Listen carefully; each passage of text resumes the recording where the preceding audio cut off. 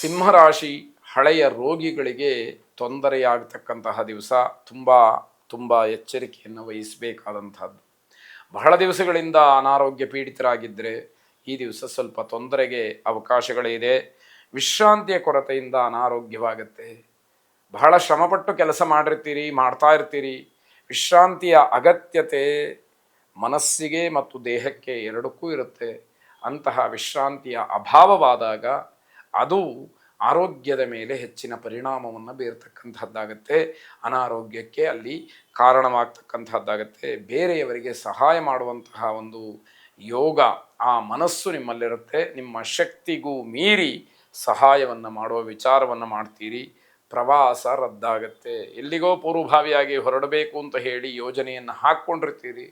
ಆದರೆ ಕಾರಣ ಬೇರೆ ಬೇರೆ ಬಂದು ನಿಮಗೆ ಆ ಪ್ರವಾಸ ಅಂತಕ್ಕಂಥದ್ದು ನಿಂತು ಹೋಗುತ್ತೆ ಅನ್ನುವಂಥದ್ದು. ಅನಗತ್ಯವಾದಂತಹ ಪ್ರಲಾಪ, ಮಕ್ಕಳ ನಿಂದನೆ ಇವೆಲ್ಲವೂ ಆಗುತ್ತೆ. ಸುಮ್ಮನೆ ಜಗಳ, ಕಾರಣ ಏನೂ ಇರಬೇಕು ಅಂತ ಹೇಳಿ ಇಲ್ಲವೇ ಇಲ್ಲ. ಆಮೇಲೆ ಮಕ್ಕಳ ಮೇಲೆ ಅದರ ಪ್ರಭಾವ ಬೀರುತ್ತೆ. ನೀವು ಕೂಡ ಮಕ್ಕಳನ್ನು ನಿಂದನೆ ಮಾಡೋದು, ದೂಷಣೆ ಮಾಡೋದು, ಮಕ್ಕಳನ್ನು ಬೈಯೋದು, ನೀವೇ ಕಾರಣ ಅಂತ ಹೇಳಿ ಅವರನ್ನು ಎತ್ತಿಕಟ್ಟತಕ್ಕಂಥದ್ದು, ಈ ರೀತಿಯ ಕಾರ್ಯಗಳು ನಡೀತಕ್ಕಂಥದ್ದಾಗತ್ತೆ. ನಮ್ಮವರು ಅಂತ ಹೇಳಿ ಯಾರನ್ನ ನೀವು ಅಂದ್ಕೊಂಡಿರ್ತೀರೋ ಅವರು ನಿಮಗೆ ಕೈ ಕೊಡ್ತಾರೆ. ಎಷ್ಟು ವಿಚಿತ್ರ ನೋಡಿ. ಯಾರನ್ನ ನೀವು ತುಂಬ ಆತ್ಮೀಯವಾಗಿ ಪ್ರಾಣ ಸ್ನೇಹಿತರು ಅಂತಲೋ, ಬಂಧುಗಳು ಅಂತಲೋ, ಅಥವಾ ತುಂಬ ಆದರಣೀಯರು ಅಂತ ಹೇಳಿ ನೀವು ಕರೆದಿರ್ತೀರೋ ಅಂಥವರೇ ನಿಮಗೆ ಸಕಾಲದಲ್ಲಿ ಕೈಯನ್ನು ಕೊಡ್ತಕ್ಕಂತಹ ಕೆಲಸಗಳಾಗತ್ತೆ. ನಿಮಗೆ ಅನುಕೂಲ ಇದ್ದರೆ ದೇಹಸ್ಥಿತಿಯನ್ನು ನೋಡಿಕೊಂಡು ನೀವು ಸೂರ್ಯ ನಮಸ್ಕಾರವನ್ನು 12 ಬಾರಿ ಮಾಡಿ, ಆ ಸೂರ್ಯನಾರಾಯಣನನ್ನು ಪ್ರಾರ್ಥನೆ ಮಾಡಿ ಶುಭವಾಗಿ. ಕನ್ಯಾ ರಾಶಿ ಎಲ್ಲವುದನ್ನು ಮರೆತು ಸುಮ್ಮನಿರಬೇಕಾದಂತಹ ದಿವಸ, ಸುಮ್ಮನೆ ಇರುವಂತಹ ದಿವಸ. ಅದು ನಿಮಗೆ ಎಲ್ಲ ರೀತಿಯಿಂದಲೂ ಕ್ಷೇಮ. ಯಾಕೆ ಅಂತಂದರೆ ಯಾವ ತಂಟೆಯೂ, ಯಾವ ತಕರಾರು, ಯಾವ ಭಯವೂ, ಯಾವ ಆನಂದವೂ ಇಲ್ಲದೆ ಇರತಕ್ಕಂತಹ ದಿವಸ ಇದು ಅಂತ ಹೇಳಬೇಕು. ವ್ಯಾಪಾರ ವ್ಯವಹಾರದಲ್ಲಿ ಹಿನ್ನಡೆಯಾಗತ್ತೆ. ಅದು ನೀವು ಬಹಳ ದಿವಸಗಳಿಂದ ನಡೆಸಿಕೊಂಡು ಬರ್ತಾ ಇದ್ದರೆ ಅದನ್ನು ಬಿಡಲಿಕ್ಕೆ ಅಥವಾ ನಿಲ್ಲಿಸಲಿಕ್ಕೆ ಬರುವುದಿಲ್ಲ ಅಂತ ಅರ್ಥ.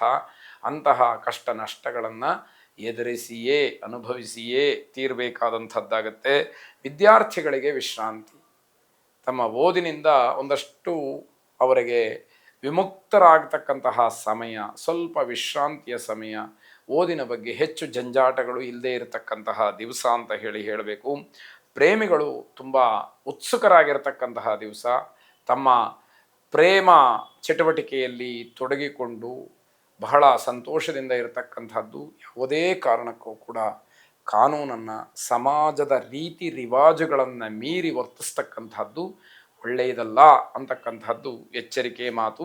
ಬೆಲೆ ಬಾಳ್ತಕ್ಕಂತಹ ವಸ್ತು ನಷ್ಟವಾಗಬಹುದು, ಕಳ್ಕೊಳ್ಳಬಹುದು, ಅಥವಾ ಅದೇನೋ ಹಾಳಾಗಬಹುದು.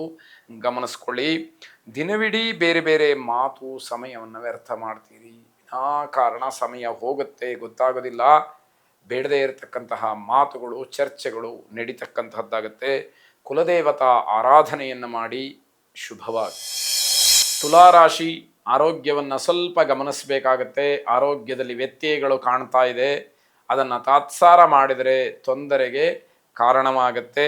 ಹಣದ ಸಮಸ್ಯೆ ಇರುವುದಿಲ್ಲ. ಆರ್ಥಿಕವಾಗಿ ಯಾವುದೇ ರೀತಿಯ ಗೊಂದಲಗಳಾಗಲಿ, ಸಮಸ್ಯೆಗಳಾಗಲಿ ನಿಮಗೆ ಇಲ್ಲದೇ ಇರತಕ್ಕಂತಹದ್ದು. ಏಕಮುಖವಾದಂತಹ ಪ್ರೀತಿ, ವಿಶ್ವಾಸ, ಅಭಿಮಾನ ಇವೆಲ್ಲವೂ ಕೂಡ ವ್ಯರ್ಥವಾಗುತ್ತೆ. ಪರಸ್ಪರವಾಗಿ ಸ್ನೇಹಿತರಾಗ್ಬೋದು, ಬಂಧುಗಳಾಗ್ಬೋದು. ನೀವು ಯಾರನ್ನಾದರೂ ಪ್ರೀತಿ ಮಾಡಿದರೆ ಅವರೂ ಕೂಡ ನಿಮ್ಮನ್ನು ಪ್ರೀತಿಸಬೇಕು. ನೀವು ಯಾರ ಬಗ್ಗೆ ಆದರೂ ವಿಶ್ವಾಸವನ್ನಿಟ್ಟುಕೊಂಡ್ರೆ ಅವರೂ ಕೂಡ ನಿಮ್ಮ ಬಗ್ಗೆ ವಿಶ್ವಾಸ ಇರಬೇಕು. ನೀವು ಯಾರನ್ನಾದರೂ ನಂಬಿದರೆ, ಅಭಿಮಾನದಿಂದ ಕಂಡ್ರೆ ಅವರೂ ಕೂಡ ನಿಮ್ಮನ್ನು ನಂಬಬೇಕು, ಅಭಿಮಾನದಿಂದ ಕಾಣಬೇಕು. ಇದು ಏಕಮುಖವಾದರೆ ಯಾವುದೇ ರೀತಿಯ ಪ್ರಯೋಜನಗಳಾಗೋದಿಲ್ಲ. ಅಲ್ಲಿ ನಿಮ್ಮ ವಿಶ್ವಾಸಕ್ಕೆ, ಅಭಿಮಾನಕ್ಕೆ, ಸ್ನೇಹಕ್ಕೆ ಎಲ್ಲ ಭಂಗ ಬರ್ತಕ್ಕಂತಹದ್ದಾಗತ್ತೆ. ಅದು ಬೇಡ ಅಂತ ಹೇಳುವಂಥದ್ದು. ಒಳ್ಳೆಯ ದಿನವಾದರೂ ಕೂಡ ಅನಗತ್ಯವಾದಂತಹ ಒಂದಷ್ಟು ಸಂದರ್ಭಗಳು ಬರುತ್ತೆ. ಈ ದಿವಸ ಏನೋ ನಿಮಗೆ ಒಳ್ಳೆಯದಾಗಿದೆ ಅಥವಾ ಒಳ್ಳೆಯದು ಅಂತ ಹೇಳಬಹುದು, ಆದರೆ ಅನಗತ್ಯವಾದಂತಹ ಸಂದರ್ಭಗಳು ಒದಗಿ ಬರುತ್ತೆ. ಅವಾಗೇನು ಮಾಡ್ತೀರಿ? ನಿಮ್ಮ ನಿರೀಕ್ಷೆಗೂ ಮೀರಿ, ಆಲೋಚನೆಗೂ ಮೀರಿ ಯಾವುದೋ ಘಟನೆಗಳು ಸಂಭವಿಸ್ತು ಅಂತ ಆದಾಗ ಏನು ಮಾಡಲಿಕ್ಕೆ ಸಾಧ್ಯ ಆಗುತ್ತೆ? ಅದನ್ನು ಆ ಸಂದರ್ಭಕ್ಕನುಗುಣವಾಗಿ ನೀವು ಅನುಭವಿಸಬೇಕಾದಂಥದ್ದಿರುತ್ತೆ. ಮಾನಸಿಕವಾಗಿ ಶಾಂತಿ ಇರೋದಿಲ್ಲ. ಮನಸ್ಸಿನ ಹಿಡಿತ ತಪ್ಪಿ ಹೋಗ್ತಾ ಇದೆ, ಹತೋಟಿಯಲ್ಲಿ ಇಲ್ಲ ಮನಸ್ಸು ಅನ್ನುವಂತಹ ಅನುಭವ ನಿಮಗೆ ಆಗುವಂಥದ್ದು. ಬೇಸರ ತರತಕ್ಕಂತಹ ಸಮಯದಿಂದ ಸ್ವಲ್ಪ ದೂರ ಉಳ್ಕೊಂಬಿಡಿ.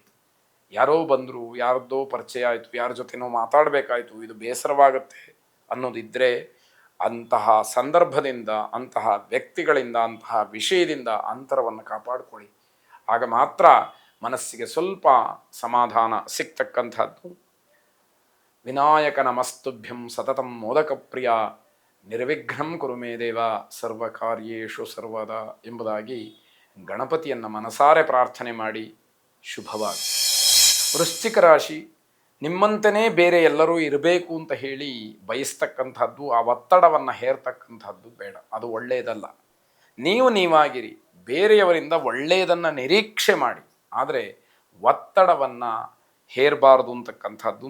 ಆತುರದಲ್ಲಿ ಹೂಡಿಕೆಯನ್ನು ಮಾಡಬೇಡಿ, ನಷ್ಟವಾಗತ್ತೆ. ಯಾವುದೇ ಹಣ ಹೂಡಿಕೆಯನ್ನು ಮಾಡಬೇಕಾದರೆ 10 ಬಾರಿ ಚಿಂತನೆಯನ್ನು ನಡೆಸಿ ನಿಮ್ಮದೇ ಆದಂತಹ ನಿರ್ಧಾರದಿಂದ, ಅದೃಷ್ಟ ಸರಿ ಇರುವಾಗ, ಗ್ರಹಗತಿ ಚೆನ್ನಾಗಿರಬೇಕಾದ್ರೆ ನೀವು ಹೂಡಿಕೆಯನ್ನು ಮಾಡ್ತಕ್ಕಂತಹದ್ದು ಒಳ್ಳೆಯದಾಗತ್ತೆ.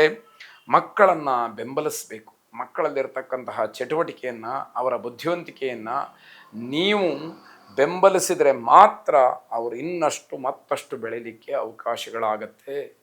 ಅದು ನಿಮ್ಮ ತಾತ್ಸಾರ ಭಾವನೆಯಿಂದ ಹಾಗೆ ಕುಂಠಿತವಾಗೋದಕ್ಕೆ ಅವಕಾಶಗಳು ಬೇಡ. ಪ್ರಗತಿ ಇದ್ದರೂ ಕೂಡ ಸಮಾಧಾನ ಇರೋದಿಲ್ಲ.